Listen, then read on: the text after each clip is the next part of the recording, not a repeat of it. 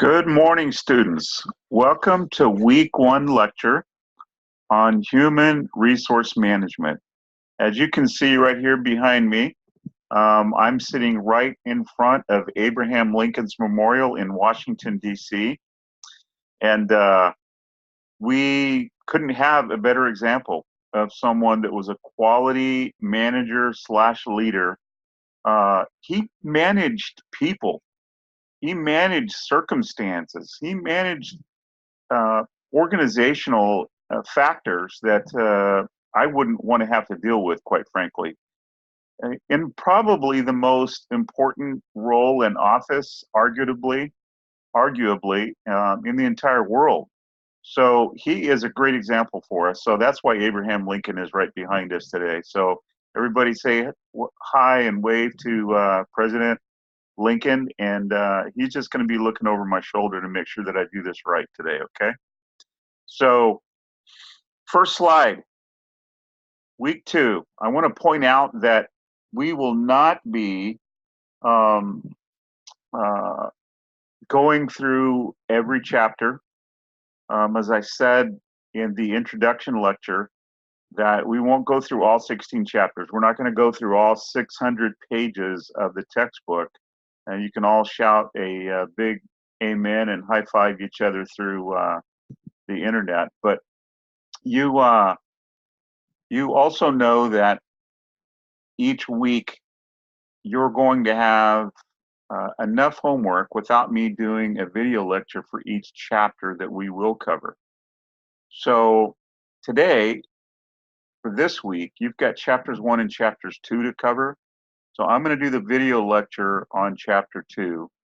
And if you have access, which you should, to your online version of your textbook, the online version of the class PowerPoint slides that were created by the textbook designers. I'm not going to go through each and every PowerPoint slide. There were 42. That's just too much for us to cover. And again, you can say thank you, PK, for that. So I selected 21 of the slides, and we're going to cover those right now. Okay. Chapter 2, strategy and human resource planning is what we're looking at. The lecture outcomes that we're looking for are explaining how human resource planning and a firm or an organization's mission, vision, and values are integrally linked to its strategy. Secondly, understanding how an organization's external environment influences its strategic planning. Thirdly, understand why it's important for an organization to do an internal resource analysis. We're going to talk about what SWOT analysis is for internal and external. Explain the linkage between competitive strategies and HR. That factors in right there actually on what you're going to be writing your final paper on in week 5. Fifth, understanding what is required of a firm or organization to successfully execute a strategy and assess its effectiveness. So we want to constantly, as managers, be thinking about how we can be efficient and effective to complete the firm's mission, vision, and values and the organizational objectives. And then lastly, describe how a firm or organization evaluates their strategies and their HR. And again, HR is human resources, which equals people. Everybody say that. HR equals people. And I will say this right up front, that the people side of an organization are the most important part of any organization. Without people, there's nothing to organize. And what is the objective of any organization? It is to impact people's lives in a positive manner. So go to the next slide there, and you're going to see that we're looking at the strategic planning and human resource planning. You're being given 3 really good definitions. You want to pay attention to the language, the work language that you would be using in these kind of environments and settings. So you've got strategic planning, human resource planning, and strategic human resource management. And how those fit together is really in many ways, the entire essence of this course. And knowing that this is an introductory course to business management, to church management, these are factors that you want to become very familiar with. Next, you're going to look at this 6 steps. Even though you're not seeing a number on the left, what happens in the PowerPoint slide from this point on after this slide is a breakdown of how these 6 steps factor in. And again, this is what you're going to be writing your first week's reflection paper. And this will also connect to what you're writing your final paper on. So you've got the mission, vision, and values, the external analysis, and the internal analysis. See this thing's called SWOT over here? We'll come back to that. And then you've got strategy formulation, strategy execution, and evaluation. And notice you'll see all the links so that this is a learning process. It's an ongoing, forward-moving process. You've got strategic planning and HR planning. And again, what is HR? People. People planning and the organizational planning and how they marry together. First step, step 1, mission, vision, and values. You have a really nice video that is in your course video PowerPoint slides, I should say. There's a video embedded inside of it, and you'll want to watch that. It explains the difference between mission and vision and how you can articulate that and begin to understand those processes. And of course, everything that we're doing, folks, in any organization should begin and end with the core values. Why does this organization need to exist in the first place, whether it's a business or a church? I've been a lead pastor for over 30 years. I still am. And on our leadership team, we have an annual retreat, and we go and we take the SWOT analysis and we look through and we ask ourselves, are our core values still what we're about? Do they still fit what we want to accomplish? And how does the mission and the vision that we currently have need to be communicated better or adjusted accordingly? And then this is the breakdown of the mission statement. So you see you've got mission, vision, and values. Now we're going to break down. This is your mission statement. It teaches you how to craft one here. Then you've got the HR role in establishing and reinforcing. So this is how to establish it and reinforce it. So this is communication, recruiting, and translating. In any relationship, in any organization, or even in a marriage, or even between two siblings, parent and child, communicate, communicate, communicate. You can never over-communicate. And I don't mean that you have to talk all the time, but in communication in all of its different forms are so important for us to have alignment. And you're going to hear that word a lot in this class. Step 2, external analysis. You've got SWOT analysis and you've got environmental scanning.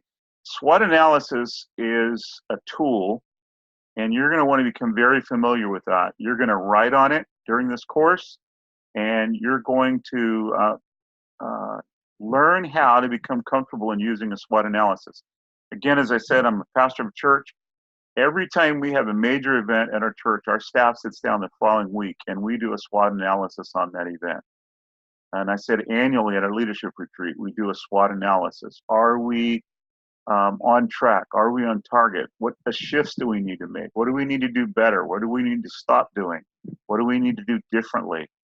And those are all based off of the strengths, the weaknesses, the opportunities, and the threats of our organizational purpose. Step 3 is the internal analysis. That's looking inside the organization. External is looking outside the organization. Outside would be the community, the region, globally. Internally is what's happening inside of our actual organization. And since this course is on HR, we're talking about the people side of looking inside the organization. The core capabilities. This helps you look at and assess, what are we capable of? Our strengths. If you're looking at a football team is always going to be looking and saying, are we bringing in the right people on this team? Are we attracting the and advancing what we're good at. If you know about a fast food restaurant chain called In-N-Out, In-N-Out doesn't apologize that they don't do burritos or sushi. They just do hamburgers, and they do them really, really well. And their line is out the door and down the street. Know what you're good at. Sustaining a competitive advantage. This actually will link you right here to what you're going to write your final paper on for week 5. You want to look at what the resources are in your organization that are valuable. That's the people. What do we do that's rare? What do we have on our team? Do we have people with rare skills? And the resources that must be difficult to imitate. What do we do, and how can we do it in a way that everybody doesn't do it exactly the way we do? And I don't mean because we're trying to be individualistic, but because we're doing it really, really well, maybe even better than anybody else is doing it. And then all of that is great ideas, but it needs to be organized.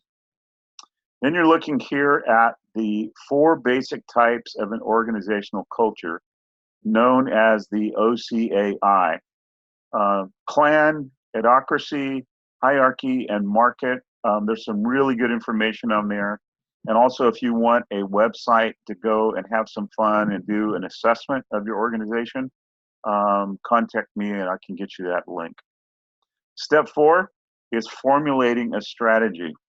Strategy formulation builds on a SWOT analysis, and we already talked about that. So when you get to step 4, you're going to begin to formulate that strategy, and this SWOT assessment tool is a great tool to use to do so. And this begins to show the breakdown. This is an example of a company that you're familiar with, probably, called Liz Claiborne. And they looked at their strengths, weaknesses, opportunities, and threats. You'll notice that you see strengths and weaknesses. This is commonly referred to as internal assessment, and opportunities and threats are commonly referred to as the external assessment. Okay? Corporate strategy. Knowing the difference here between a corporate strategy and a business strategy. Sorry about that. Corporate strategy, it seems like it's exactly the same thing, but it's different. A firm's corporate strategy is how we're going to compete in the market at large, with whom and how we will do so. And then you're looking at your business strategy. It's focused on how we're going to compete against the rivals that are doing the same thing that we are. And how can we create value for our customers, and we can either decrease costs or increase benefits. Step 5 is executing a firm strategy. So we can plan all we want, we can strategize all we want, but we got to go out and do it, right? So this is the execution portion, which is step 5. And this begins to show you, this is a really good tool, and you can look at this more extensively in your textbook. These are referred to as the 4 aims framework for executing capacity. And again, our capability, I should say, capability again is based off of your strengths and your opportunities. How can we be aligned, agile?